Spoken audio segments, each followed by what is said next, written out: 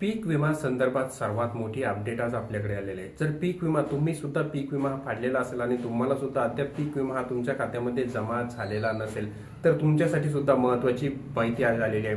कोणत्या पिकासाठी सर्वात जास्त पीक विमा हा मंजूर करण्यात आलेला आहे आणि कोणकोणत्या पिकांचा यामध्ये समावेश करण्यात आलेला आहे। सोयाबीनचा समावेश केला का, कापसाचा केला का, भाताचा केला का, ऊसाचा केला, कोणत्या कोणत्या पिकांचा यामध्ये समावेश करण्यात आलेला आहे हे आता आपण A to Z व्हिडिओच्या माध्यमातून जाणून घेणार आहोत।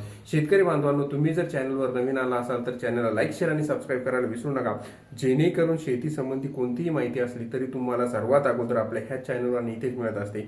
तर शेतकरी बांधवांनो, आत्ताची जी आपली महत्त्वाची अपडेट ती आलेली आहे ती पीक विमा संदर्भात। जर तुम्ही सुद्धा पीक विम्याचा लाभ घेत असाल तर तुमच्यासाठी अत्यंत महत्त्वाची ही बातमी आहे। तर शेतकरी बांधवांनो, आता आपण बघणार आहोत की कोणकोणत्या पिकासाठी सर्वात जास्त पीक विमा हा मंजूर करण्यात आलेला आहे आणि त्याची प्रोसिजर काय असणार आहे।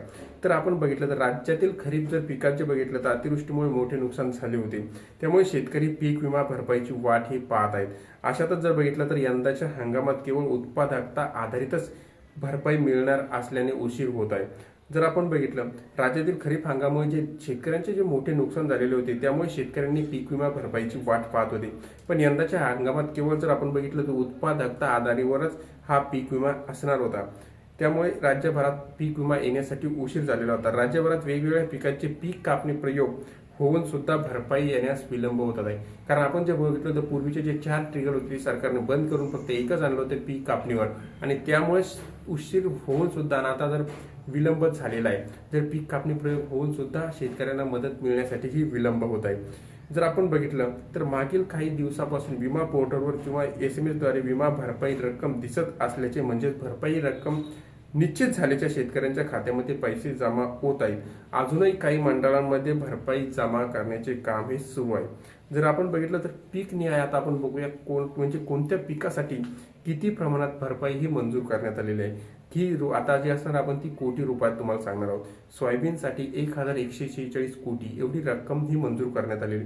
त्याच्यानंतर भातासाठी जर बघितलं तर 72 कोटी रुपये, कांद्यासाठी जर बघितलं आपण तर 26 कोटी रुपये, तुरीसाठी बघितलं तर 19 कोटी रुपये, मकासाठी जर बघितलं आपण तर 12 कोटी रुपये, त्याचबरोबर मुगासाठी जर बघितलं तर 8.76 कोटी रुपये एवढी रक्कम ही मंजूर करण्यात आलेली आहे। उडीदसाठी 8.33 कोटी रुपये, ज्वारीसाठी 1.78 कोटी रुपये, बाजरीसाठी 1.11 कोटी रुपये आणि भुईमुगासाठी जर बघितलं आपण तर 2.17 कोटी रुपये एवढी रक्कम ही मंजूर करण्यात आलेली आहे। खरीप पीक विमा भरपाई पोटी 28 एप्रिलपर्यंत 1300 कोटी रुपये निश्चित करण्यात आलेले होते।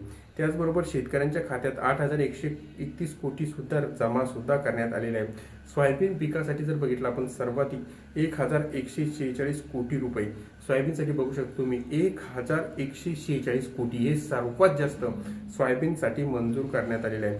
त्यानंतर जर आपण बघितलं तर सोयाबीन बरोबरच तुरीसाठी सुद्धा मंजूर करण्यात आलं, कांद्यासाठी सुद्धा मंजूर करण्यात आलेलं आहे, भात, मूग, उडीद आणि ज्वारीसाठी सुद्धा मंजूर करण्यात आलेले आहे। त्याचबरोबर बाजरी असो किंवा भुईमुग असो आदी खरीप पिकांच्यासाठी जर आपण बघितलं तर ही भरपाई मंजूर करण्यात आलेली आहे। परंतु जर आपण बघितलं तर कापसाची भरपाई काढण्याचे काम सुद्धा सुरू आहे।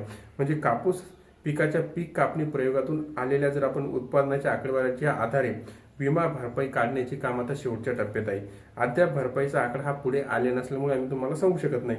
पुढील काही दिवसांमध्ये कापूस पिकांच्या विमा भरपाईचा आकडा सुद्धा पुढे येईल अशी माहिती सुद्धा सूत्रांनी देण्यात आलेली आहे। भरपाई जमा करण्याचे काम कसे सुरू आहे?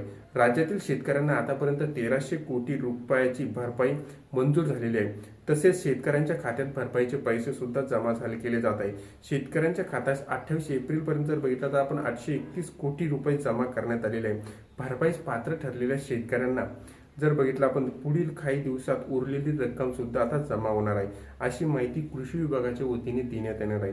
तर तुम्ही सुद्धा पीक विमा काढलेला असेल आणि तुम्हाला वाटत सोयाबीनचा तर पीक विमा आता येण्यास सुरुवात झालेली आहे, जर कापसाचा बाकी असेल तर कापसाचा काम सुद्धा अंतिम टप्प्यात असून लवकरच शेतकऱ्यांच्या खात्यामध्ये पीक विम्याचे पैसे जमा होणार आहे।